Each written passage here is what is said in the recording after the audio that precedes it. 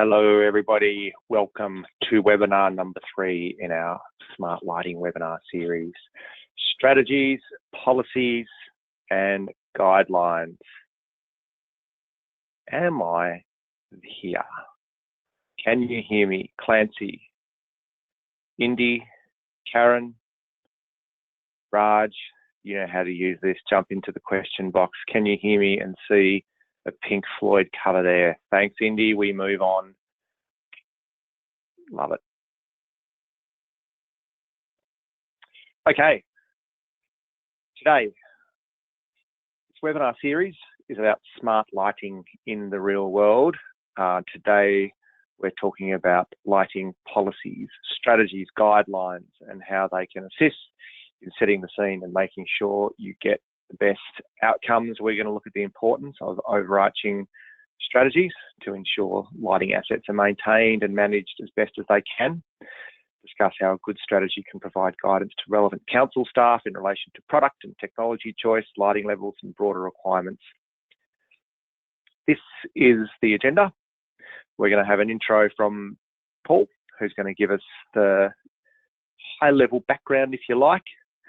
We've got some special guests and some Q&As to look at how strategies work in place, how they're actually developed, how they have been developed, and how those that have been implemented for 4, 5, 6 years actually play out in practice. Other guests, Theresa Jones from the University of Melbourne, that's going to talk about lighting and health, human health, biodiversity, overlighting, etc. If you've never seen or heard Theresa speak before, she is a gem, so looking forward to that. Dimity, Mullane from the city of Penrith to talk about her experience with their broad lighting pedestrian strategy. Keith Harwood, who does pretty much everything behind the scenes at Ironbark, talking about a few of the, 484,000 projects he's worked on, and Paul Brown, who will also talk about probably everything. I would like to start by acknowledging First Nation people throughout the land, acknowledge Aboriginal and Torres Strait Islanders as the traditional owners, and pay my respects to their elders past, present and emerging, and the elders from other communities. We acknowledge that the land on which we're meeting today throughout this country is a place of age-old ceremonies and celebration, and the land was never ceded.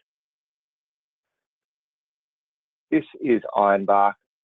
I normally talk a little bit about where we are and what we do, but this is the third in the series, and most of you have been to a lot of them, so we're going to move on. A little bit of housekeeping. Being the third in the series, we're going to move from business casual approach today to probably a lot more of a casual approach, given we're calling in from all corners of Australia where we're under different levels of restriction. Please bear with us if we even go down a level and the informality goes down to Bogan. Paul, that guy's got your shorts there. Very nice. We're going to try our best, but this will be pretty informal. Speak up. You can ask questions at any time. Question box is there. Go to your webinar question box. You just jump in and type it up. You can say who it's for. You can prod us. You can disagree with us. We are really comfortable with people saying, I don't like strategies or guidelines don't work for our council because ABC. We will happily give you a platform and let you talk about these things. So please bring things up, speak up and talk. Here's who we've got here today. I think the registrations are at 66 today. Who knows how many will end up coming. We had quite a few from multiple councils. I think Brisbane City Council, you win today with the most people from an organisation. So congratulations and thank you. And I'd like to welcome especially the people from NA and NIL. Majority from New South Wales and Queensland. So nice little smattering from around the country. And here's an indication of where people sit in their understanding and background and use of the things that we're going to talk about today. So this was interesting. We asked 3 questions. Does your council have a lighting strategy, guidelines and policies? And for all of them, we'll see a very similar sort of response rate, if you like, to this. So most people no, absolutely do not have a lighting strategy. Only a very small percentage do have one that is either out of date or up to date. Similarly with guidelines, most people absolutely not. Most councils do not. Only a handful have them, or those that are up to date. And lighting policies, we only had, I think, one council from each state that actually said, yep, we've got an up-to-date lighting policy. So, yeah, not surprising, I guess, that we've got a bit of interest in this, and we'll talk about the different ways that you can approach these and how they can benefit your council. These are the questions that you had in advance. We are going to get to most of these, and what we've tried to do is weave these into some of the Q&A today as well. So, for example, thank you for the questions around, identifying and controlling too much light in dark skies. That we'll be putting that to Theresa, inviting the DNSPs and all stakeholders represented lighting trials. Hopefully that's been clear throughout this series. We completely agree that you need to be collaborative and inclusive through these processes. We'll absolutely look at best practice. That question, I think, from Paul from Stonington about carrying out an audit, we've got that one to ask to both Keith and others as well today. Yes, Scott, see that Scott has brought out the point that that last thing is AS 1158, not AS 1178. I turn your attention to the SIC, I think that's how you pronounce that Latin word up the top. This is the way that the questions came through and were spelt when provided to us. And so the grammatical errors or spelling errors are not from us. And likewise here, this is what was said after our last webinar from the feedback. Generally quite positive. Again, we're going to ask for feedback at the end. We say it takes 2 minutes. It probably takes 30 seconds. So please do just give us a couple of words so we know what to say and the right way to do it. And we also asked specifically about the different approach, the Q&A approach that we've been putting on for the last couple of webinars, where we've brought on a lot more guests than usual and haven't just had sort of Ironbark crew presenting and lots of slides. And generally the response was positive. This is a really small sample, probably not very scientific, but generally we've had good feedback to that and saying that, yep, we like that new format. A few people would prefer more presentations or even more guests, but we're kind of sticking with the same way we had it last time. But yeah, if the response we get is no, we don't like this at all, then we just won't do it that way. But we're lucky we have access to 250 odd councils that we work with around Australia to talk to these things, and so we can only go on the feedback. So if there's more or less of things that you want, we can bring more or less people in, and are always happy to do that. Okay, I'm going to hand over to Paul Brown and pass over to you, Paul. I'm going to make you presenter and see how seamless this goes. How are you going, Paul? Very, very seamlessly, Lex. Thank you. That's a good intro. So I'm only going to spend about 5 or 10 minutes speaking about the differences between strategies, policies and guidelines. And then I think we'll get lots of gems from the guest speakers who have experience working within councils in delivering and utilising these policies. But this, for context setting, here's some information about the different documents and what they do. But before we go there, why are we even talking about lighting guidelines, strategies or policies? What is it that is council's responsibility when it comes to lighting? Well, councils are responsible for the funding, design and maintenance of roads. The vast majority of roads in Australia, and there are 537 local government areas around the country, and all of them are the road management authority for the roads that they're responsible for. There are obviously other road management authorities, like your main roads authorities that deal with the major freeways and highways and other things. But when it comes to the majority of roads in Australia, councils are the ones who get down and dirty, have to deal with what is there currently and what they want those roads to do in the future. And yes, that includes lighting and street lighting and the lighting levels in a given municipality. This map here is some work we did for Unley Council in South Australia, where you can see the brighter white dots those dots are the responsibility of the South Australian Main Roads Authority, and all of the other dots are the lights that the council is responsible for. So that gives you a bit of an idea of the volume of road and the volume of street lights that councils are the responsible authority for. And what I mean by responsible authority, I mean they are responsible for the lighting level, for the design level in those streets and compliance to Australian standards. They're often not the responsible authority for maintenance, but they are the ones that pay for the maintenance of those streetlights. But they are definitely the responsible authority for where the lights go and what level they're being lit to. In addition, councils have a core role in placemaking and community placemaking. So lights in open space, how streets interact with squares and marketplaces and playgrounds and everything else. And so that placemaking role is a core function of some of the strategies, policies and guidelines that we're going to be talking about today. All of these, I did a little bit of Google searching. We've drafted a whole bunch of these guidelines and policies and other things. But if anyone wants to see any of these documents, all of the ones I've got up there are available, readily available if you search for about 2 minutes on the web. So you can actually see the differences yourself between these different documents. Strategies. So what the strategies do, they tend to combine policy decisions on lighting. So what are the basic regulatory standards? What are the roles and responsibilities with things like streetscape design and place building considerations? They're often driven out of council city design or placemaking teams. And they definitely integrate the core functional requirements or concerns of asset management or transport teams as well.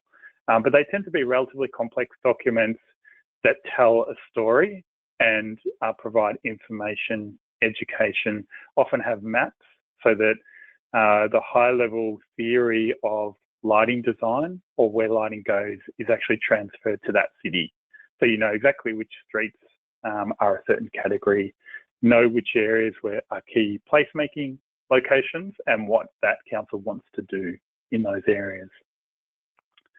Policies, in contrast, are very short and simple. They look like a policy, they're very dry. They don't explain themselves generally, and they don't educate. They are designed for telling you what the rules are. They typically come out of the asset management areas. A couple of examples there. What we commonly see for lighting policies is councils, when updating theirs or when creating theirs, will grab someone else's, rebadge it, make it a personal or localized, but often they're similar to each other and very simple. And they do focus heavily on the functional requirements, so that the requirement of councils as a functional authority for road management, but they often don't talk a lot about any of the placemaking and the colour and light that some of the urban space teams deal with. Guidelines are a bit of a combination of both. So they're almost like a strategy light. They do not typically go into detail of projects, so future projects where council wants to improve placemaking or what the lighting levels are in different areas, but they do provide some educational information, and they're often utilised as documents that can be given to developers. They also typically have an internal council audience, so they look at detailed roles and responsibilities within council land. So, summary. Strategies are comprehensive, guidelines are in the middle, policies are simple. We tend to find strategies quite expensive and time consuming to create, and that is largely a function of how much interaction there is across council departments and how much workshopping there is to pull those together. They are also generally very pretty. If you download the City of Sydney or Melbourne strategies, they're nice to look at and a good read if you're a lighting nerd, like I know most of you are. Well, policy looks like a policy. Typically, the strategies include placemaking, and they'll identify variations around what councils want to do in those locations and projects to be delivered, while guidelines and policies do not do that. And while guidelines do have a heavy focus on that internal roles and responsibilities, I might just tease that out a bit more. When developing guidelines with, 20 different councils over the years, it is common for public lighting to be the responsibility of up to 10 internal departments. Everyone from sport and rec through to asset management, building maintenance, obviously urban design, and everyone in between has some responsibility for public lighting. So that internal role definition is actually a really key part of it, and the guidelines tend to do that. Typically in strategies and policies, that's not outlined. Strategies are often external facing documents. Policies, as mentioned, are quite simple, and internal roles are often not outlined in great detail within policies. While guidelines, you can do, you have a lot more flexibility around what you do because it is not typically a council approved document. It's a guidance document. So councils feel more comfortable writing down what it is that really happens and outlining real practice because they know it's not something that councils necessarily needs to sign off on, and over time it can be more of a live document that changes. We often have councils who want a policy and work as if they're going to develop a policy, and at the last minute will change it to a guideline. And it can be quite a firm guideline. It could be something that they require the developers, for example, to deliver to that guideline. Just because it as a guideline doesn't mean that councils don't implement it appropriately. Lex, back over to you. Thanks, Paul. Quick question here. Can you explain why would they, again, move from a policy and then just change it to a guideline? How does that work? Well, it's a name. Ultimately, all of these, a strategy, a policy, or a guideline is a name. The summaries of what I provided just before are what we typically see in those documents and their purposes and what they deliver. However, it is one of those things where you can call something a strategy or a guideline or policy. Often councils want what's in a guideline, which tends to be more detailed. It includes checklists, for example, for developers, and also some explanatory information so that people understand why they might have a higher lighting standard in certain areas than others. So that councils often like the content in a guideline, but they would prefer a policy so that they have the backing of the council when they're making project decisions or knocking back developer applications. Then when push comes to shove, often, how these conversations and workshops go is that councils say, why don't we just do it for a year? So let's call it a guideline, implement it, use it, utilise it, and see how it goes. And it works well, and then they just keep using it, and they don't officially turn it into a policy. So, and again, I guess the key thing with these documents is utilising them and utilising them in a way which helps council be more strategic and makes decisions and gives them some backing. And ultimately, the document themselves is only as good as how the implementation is delivered. Is that then part of that is to do with risk, so de-risking, so you can't be held to it if it's just guidelines? Is that possibly sometimes what happens?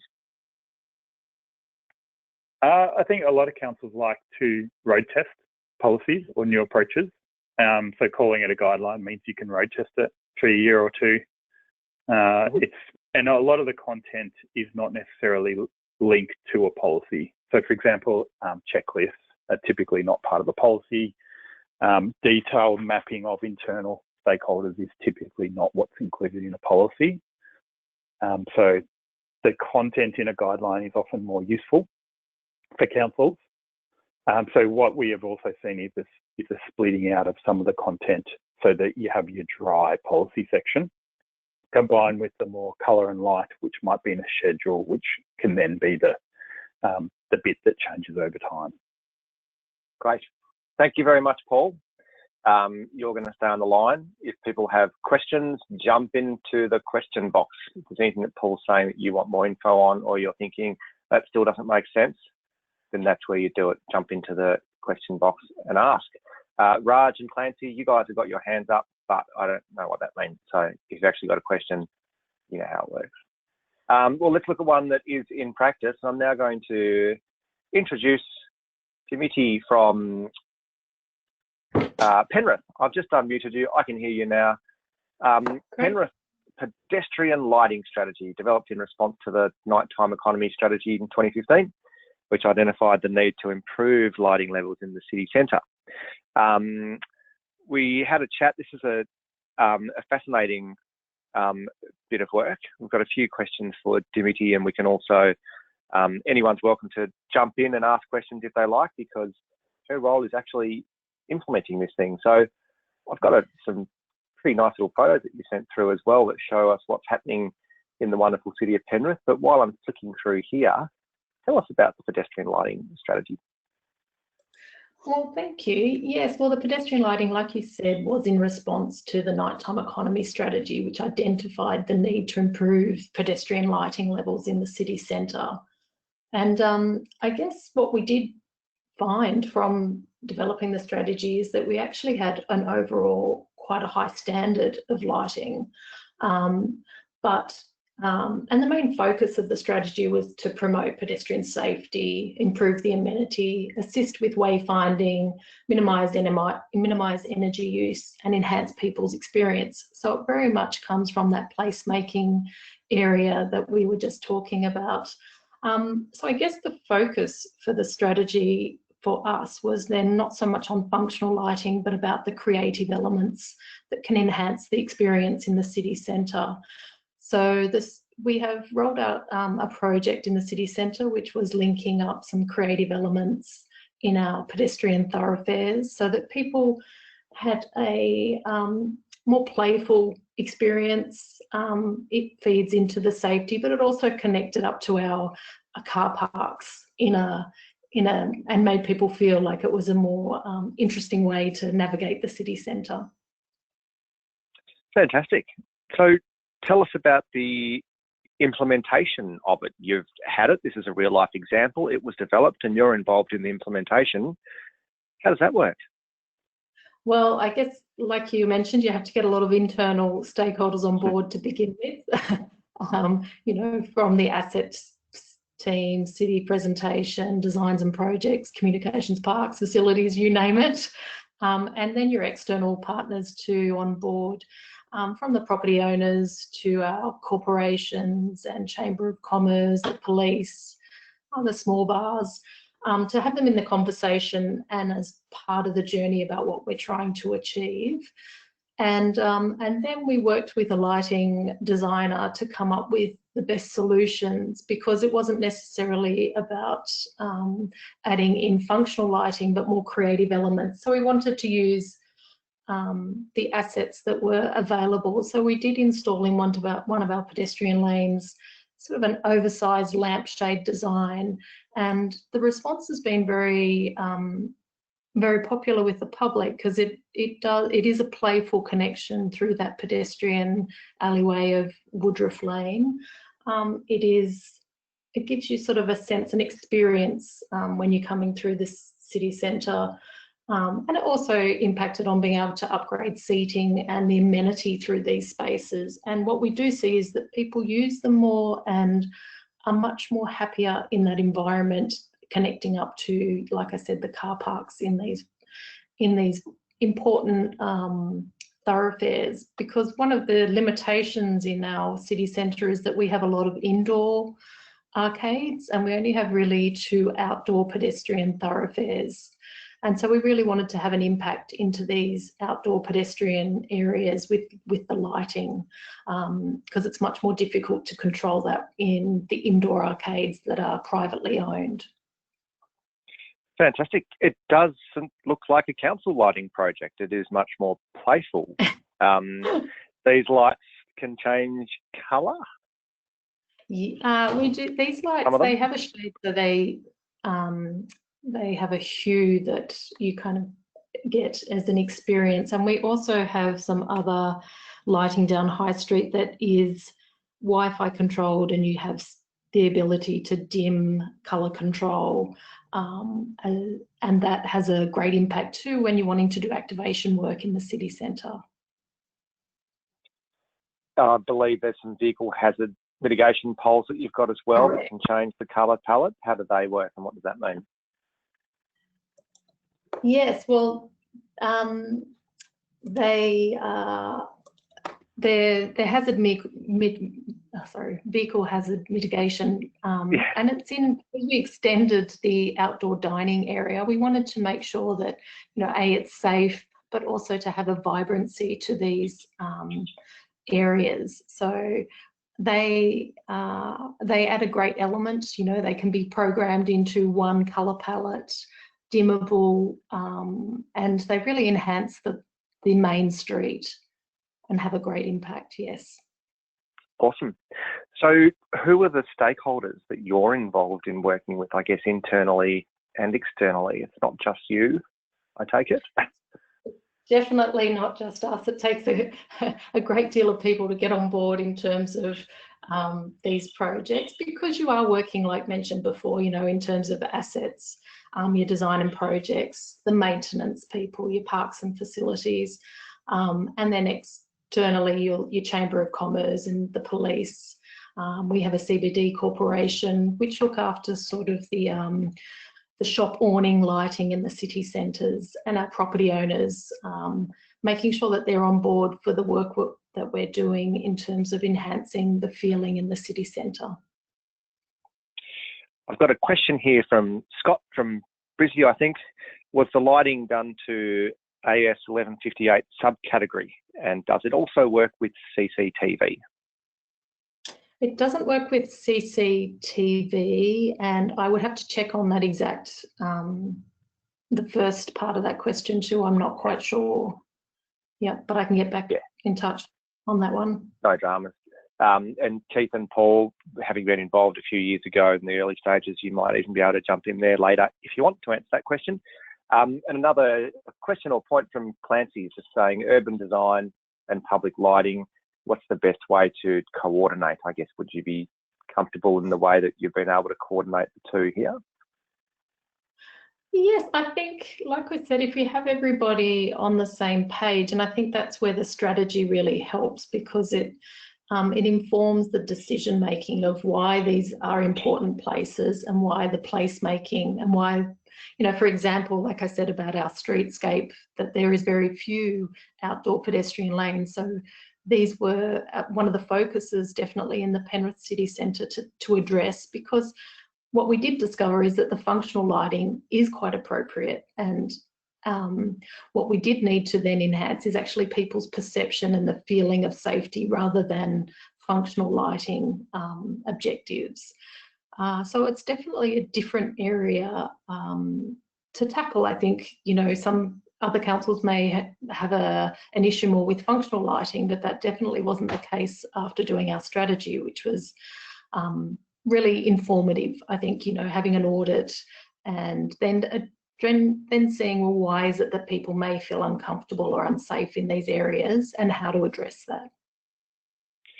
And final question, what's next then for you guys? The strategy is still there. What are the next projects linked to that or otherwise? Yeah, well, I think we still have different areas that we would like to address, and we definitely have a focus on our city centres. And I think, you go through a streetscape improvement program and you keep addressing lighting, or you may have a element of a city park that gets redeveloped, so you make sure that lighting and the strategy is embedded in the new projects and the renewal of projects. For us, the focus at the moment is really on sort of those creative elements, like I said, and I think that's kind of a fun place to be when you're in the placemaking team. Because you do really want to enhance, and like I said, it was driven through our nighttime economy strategy, and it does then impact on how people feel walking back to their cars after a dining experience. You know, one of the fine end dining restaurants were really excited about, you know, people come to this restaurant, they have a great experience, and then they leave through an arcade that is, you know, got a pink hue, and it continues the experience that you've felt when you've been in a dining precinct, rather than, you know, a pedestrian laneway that people don't feel so comfortable in. Yeah, so I think we definitely have a focus at the moment of implementing a lot of the key findings from our strategy, and focusing on our city centres and a consistent approach. Awesome. Thank you so much. If you are able to still stick around for the next 27 minutes in case questions come through, that'd be great. And yeah, we'll follow up offline if that's right with the question around 11:58. Scott, but much appreciated, Dimity. Okay, now going to introduce Keith Harwood, who is at Ironbark and has been at Ironbark for about 14 years. Anyone who is at a council out there who has worked with Ironbark on a lighting project has probably worked with Keith, either behind the scenes or in meetings or in person. We haven't had him on one of these webinars for a while. He's going to talk about some of these projects because we just thought these were two really interesting ones that we could compare. But yeah, for those that haven't met Keith, this is him here. It's wonderful to have him on board. Keith, welcome. Tell us. Thank you, Lex. Brimbank, that's a pleasure. Brimbank and Maroondah, two Melbourne councils that have generally been leading the way in this area. What's the difference between what they've done? Well, Brimbank developed a lighting strategy in a similar vein to Penrith, in that it focused on activity centres and local shopping centres. Their strategy provided them with a framework to achieve what I see as a fairly standard set of desired outcomes, these being energy efficiency improvements, best practice maintenance, mitigation against light pollution, and improved service delivery. And by that I mean delivering the right type of lighting and the right level of lighting to the right location, and using lighting to contribute to placemaking. And ultimately, the strategy gave Brimbank a 3 to 5 year plan of attack to implement a series of interconnected projects to achieve these outcomes. Conversely, Maroondah developed a broad-based policy and guidelines that had a longer-term focus that was less about projects and more about consistency to approaches to projects and day-to-day decisions that council staff face. So in 5 to 10 years' time, a staff member at Maroondah can now make a consistent decision on something like pole paint colour, the use of a particular luminaire style, what lighting levels to implement along a new bike path, what is the setback of a pole from a pedestrian path, all the way down to what size bolt do we use on our base plates. So you can drill right down to make sure that things are on rails and you don't end up with hodgepodge set of assets over time that is impossible to manage from a maintenance perspective and does not give you best practice service delivery to residents. Who's responsible within council? Is it the same sort of area or group within both of those and within the other councils that you've developed these for? So Brimbank was driven largely by the planning and placemaking departments, which meant we got some really specific actions for individual areas and streets and roads, whereas Maroondah was delivered by transport and traffic. But other councils I've worked with to deliver these type of projects have delivered it through the assets team or the environment team. Personally, I don't think it matters who delivers it and who drives it, because I've never been involved in one of these projects where we haven't pulled in all departments to a series of workshops and made sure that nothing is stepping on anyone's toes and everyone's on board. And I think, as Paul touched on earlier, built into most of these documents is a matrix of responsibility, so that we know exactly who's responsible for capital works in parks versus maintenance of park lighting versus street lighting capital projects versus deciding what lighting level. So yeah, one of the key outputs of these projects is getting that all sorted and making sure every department's on board.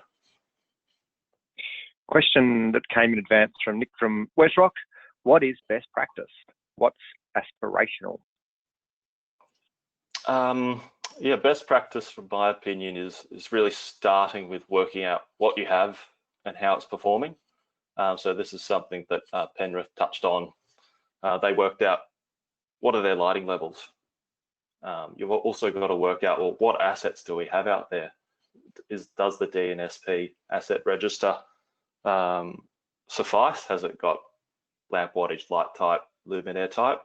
And then what is probably the poorest on average is records of metered lights. You need to know where they are, what the luminaire type is, what is their condition. So once you're happy with your records, you can then work out where's the low-hanging fruit in terms of energy efficiency, where are lighting levels too high or too low, and do they need to be addressed, and what's the order of priority, and are there any particular assets that may be reaching the end of their serviceable life due to poor condition. And you can, obviously they all merge into each other, and the highest priority projects might be something that delivers both energy efficiency and solves some condition issues. But in any case, from there, things seem to split off into projects versus process improvements. So projects are your energy efficiency upgrades, your lighting level augmentations to address non-compliances, and your urgent asset renewals. And then your process improvements are data management and collection framework. So how do we ensure that our data stays up to date? Maintenance processes and scheduling. So which lights need to be visited for maintenance and when? Be proactive rather than reactive. Resident complaints procedures and consistency in decision making. So you can probably see loosely that strategy identifies projects and guidelines, and policy is a bit better at identifying process improvements to work on. Awesome. So that's really the summary of where I see best practices being. Aspirational, well, I think everyone should aspire to that best practice. Obviously, not everything's achievable, and a lot of it means extra work for council staff, particularly the maintenance staff. But I don't see why you can't start thinking about it through these documents. Question from Paul from Stonington. How can you cheaply carry out an audit to see how many lights are owned by council, for example, in parks? And I guess this maybe goes back to the previous question about finding out what you've got. Yeah, so if the fundamental question is purely we want to know which lights are ours and which lights are DNSPs, then you could send someone through just to identify yes or no they're ours. That might cost, off the top of my head, $5 per light. But to me, that's a huge waste of an opportunity to also go through and collect the condition, the paint color, the luminaire type, because at some point in the process, you're going to want to change over these lights, upgrade these lights. And to do that, you need to know what you've got, what's the spigot size, what paint color do we need to match to. So you can do it cheaply, but my opinion is that you should be collecting as much information as you can when you're out there.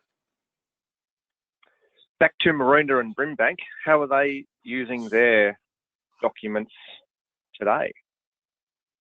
So off the back of the Brimbank strategy, they've now completed lighting level audits of 4 major activity centres and about 30 local shopping strips, and they're using this information to prioritise and inform lighting upgrades.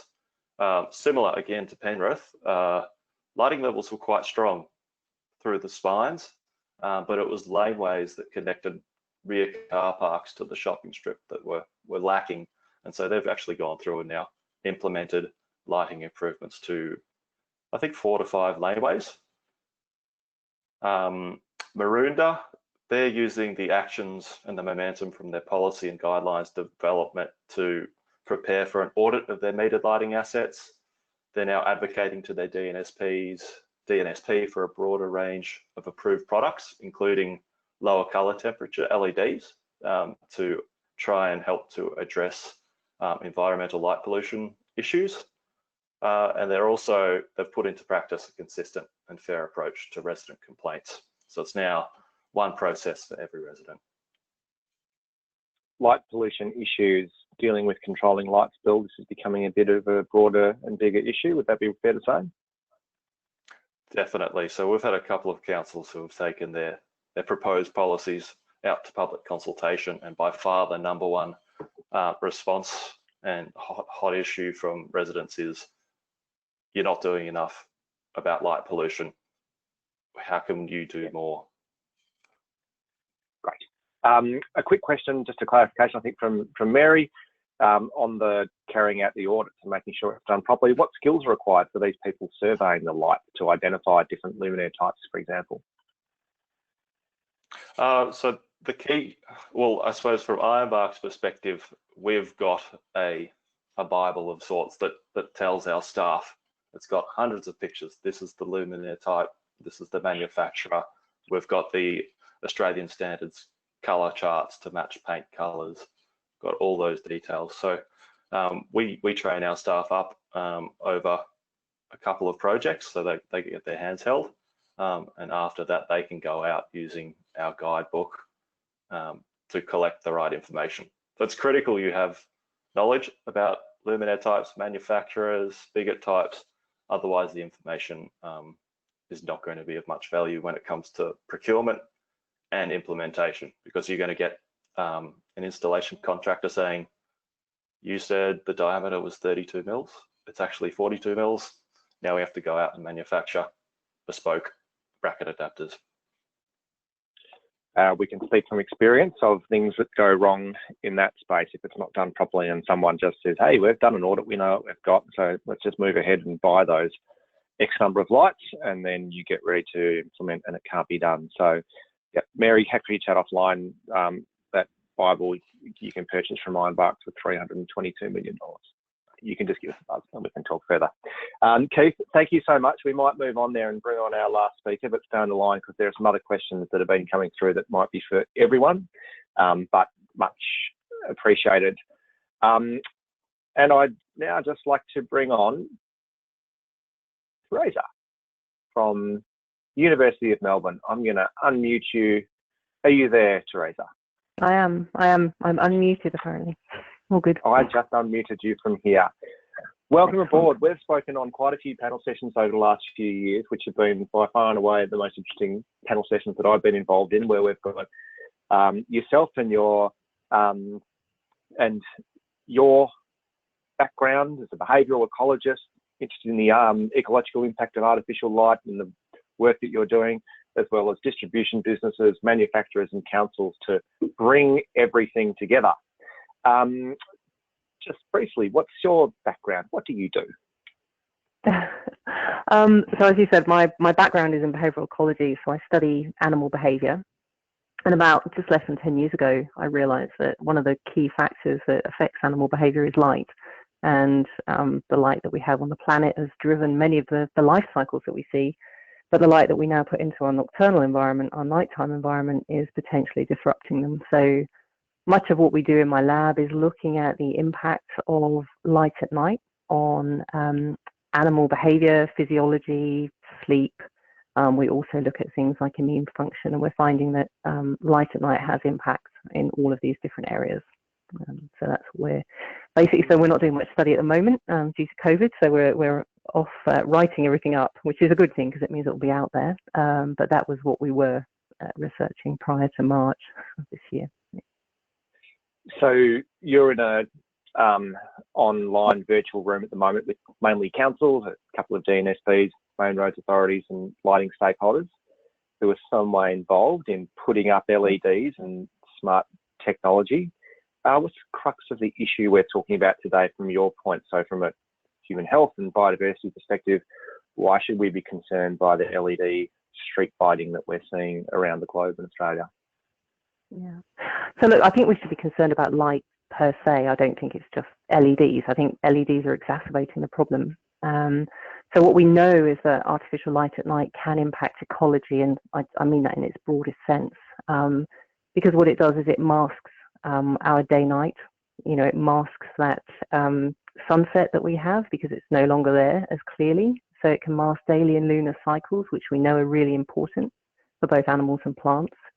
We know that the blue light in particular, and that's what we've, you know, that's becoming more and more important and certainly got quite a lot of media attention, is really important because that's involved in some of our activity patterns, our sleeping patterns, and it affects directly melatonin, which is a hormone that we produce. We produce it in a tiny little gland at the back of our heads, at the back of our brains. And that's partly regulating our sleep-wake cycles, but it doesn't just do it in us. It does it in a whole suite of animals, plants, and other organisms. And because we have blue light in our environment, what we're doing is making our nighttime environment, the blue light from the LEDs is making our nighttime environment seem more like day. And so these melatonin levels, which should be rising and making us super sleepy, in humans are keeping us awake. So that's, you know, particularly for us, it's really important. So the other way that light is affecting in the nighttime environment is that light itself can either attract people. So some species don't care, right? We know urban adapters, we often refer to them as. There are species out there that just don't care. They do super well regardless of where they are. They can live in a city. Foxes would be a brilliant example in the UK. We have a number here. But light in itself is attractive to many species. And so what you can do if you're even 1% of light going up into the atmosphere is potentially pulling birds off of their track. We know that it can impact migratory birds. It can have a massive impact on insects. Most of us will have seen a moth circling around our window or circling around a security light. But it's not just single moths, of course, it's tens of thousands of moths. And it's not just moths, it's also birds as well. So it can have a massive impact on the behavior and the physiology in a range of different ways. And the LED lights seem to be making that problem, for some species at least, much worse. And particularly because light is not confined to source. We talk about light spill and, you know, trying to reduce that, but actually we don't reduce it perfectly. And in fact, from above, you can still see, if you've put lights in a park, it's not like you can't see them anymore. You can still see a floodlight area. So it's a problem. So 500,000 odd LEDs installed for Australia, and as you bring up, and I think it's a really important one too, that a lot of this discussion, it's not just about LEDs, it's about light in general. There's a beautiful picture that we have on the screen at the moment, but it doesn't matter whether it's a new LED or an old 80-watt mercury vapor, you can't see the stars when you're in cities and there are lights all over the place. You mentioned, I guess, the media attention, and before the AMA, the American Medical Association's 2016 report on the human health and environmental effects of LED. I guess what would you want to see happen from here? I think from the perspective of an ecologist, somebody who's working in the field of biology in general, and indeed, I guess if you're a medic as well, there's just more consideration when, you know, you've talked about policies, guidelines, strategies. Often those strategies, policies and guidelines are driven by human impact, which is understandable. That's why lights are there in the first place. I mean, I think it's really important to recognise that the only reason we have lights in our environment is for the benefit of humans. And that's okay, obviously. There's a lot of us. But I think what we need to start thinking about more clearly is, yes, there's a lot of research out there, but the thing that we know about that with respect to that research is that it's often area specific, right? Which makes it really difficult, but it means that we need to start thinking about that more carefully. You know, I don't know any council that's done a proper environmental study, maybe that's explored before and after. You know, if you put lights in your environment, we talked about Penrith, Moringa and Brimbank, you know, has anyone done that study before and after? How many bird strikes do you see before and after you've changed your lighting? Have you seen any impact in biodiversity? What might you do to reduce that?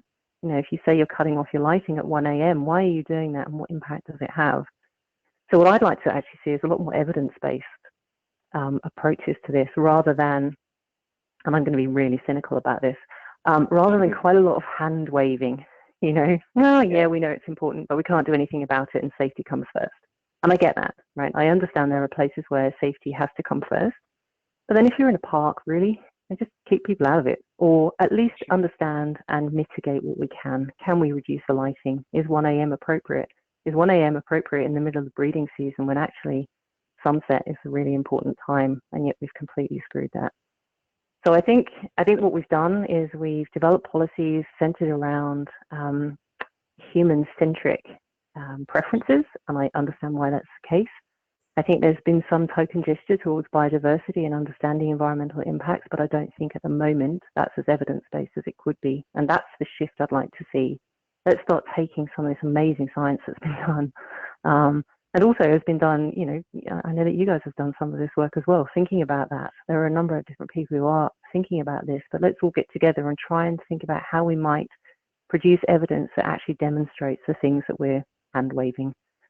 Certainly, we're not hand-waving in science. We're trying to create experiments or actually really try and document what's happening out there.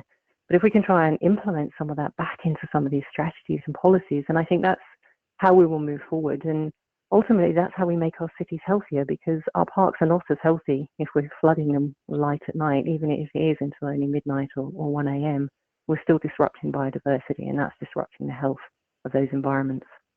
So ultimately, I think we need strategies that protect humans and protect their safety, but also think more broadly about the environments where maybe we could relax a little on that and actually think more broadly and more specifically about the environmental considerations. If anyone who is out there has done a before and after study, a proper evaluation, not just, and I think maybe this is what you're getting at, Theresa, a comment before a project is done, but something that is proper and evidence-based, jump into the Q&A, please. And or contact us afterwards, because I think it's something that we absolutely do need to be doing and considering at the start of the projects. And I guess there's the question or a comment that came in advance, Theresa, that I'll sort of put as a question if I can. So let's just say we've got Hugh from Bass Coast who says, you know, wanted to look at identifying, controlling too much light. Let's say this is a council that comes to you now and says we're about to develop one of these strategies. We want to look at interaction with wildlife, light spillage into residential homes, and also the dark sky issues. What do we do? Can you help us? I mean, there's 3 different issues. So there are certainly things that you can do, and you can try and work out exactly, you can do before and after. We can put light loggers into people's homes. We can look at how much light is going in there. You can change the shielding and see whether that makes any impact. At the same time, and there's some great studies coming out of Monash University by Sean Kane, where he's looking at sleep.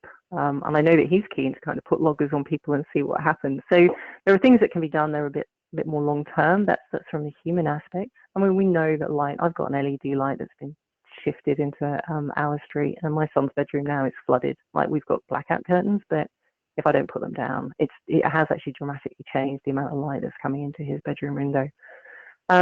So in terms of that, I think there are things that you can do. How easily you can do that? I mean, we've done it going around with just lux meters, which are not perfect, but you know, they're better than nothing. And just looking at how much light is spilling into different, you know, the front lawn of someone's house. So from that aspect, I think we can look at that. We can start thinking about shielding. What were the other 2 things now? I've forgotten. Biodiversity, I think. So sorry, go on. Oh yeah, the broader biodiversity and dark skies. Yeah, so dark skies, obviously what goes up is a problem. Even 1% is a problem. You know, so we're obliterating our night skies at the moment, and we know that cities are hugely problematic. Again, as much as possible, we need to avoid spill going up, but we know that it also bounces back up off the ground, right? So you do have to be careful, and that not only, so you're obliterating the stars, but what you're also doing is, it's kind of like putting airport runways in your environments for migrating species. They can see that from above. So as much as we can, we need to make that less attractive to those species if we can, if that's at all possible. In terms of biodiversity, there are some really simple things. I'm involved in a project with the City of Melbourne where they are actually going to allow us to dim the lights in one particular park. So we're going to go in, we're going to measure before, they're going to dim it just by 10, 15%. Not a huge amount, probably imperceptible to human eye. And we're going to look and see what that actually does. We're going to use acoustic recorders. So we're going to measure the sounds of birds and insects and all the different species that make noise, song. We're going to use that as one proxy for whether it changes any behaviour. We're also going to take some on-the-ground measures as well. And the other thing that we're going to do in that study is we're going to go around and we're going to ask people their perceptions of safety. So we're going to use combining that biodiversity study with a questionnaire and actually seeing whether people notice, do they feel less safe if we put it down 10, 15%? My guess is they probably won't notice, but they might.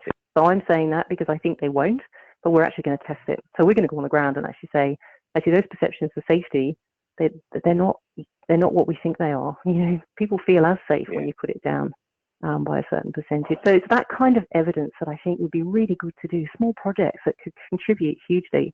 Because I think a lot of the time our safety perceptions are justified in terms of the perceptions, but may not actually be justified in terms of the actuality. Now the question, oh sorry, I've got a dustbin person shitting thing outside my window now.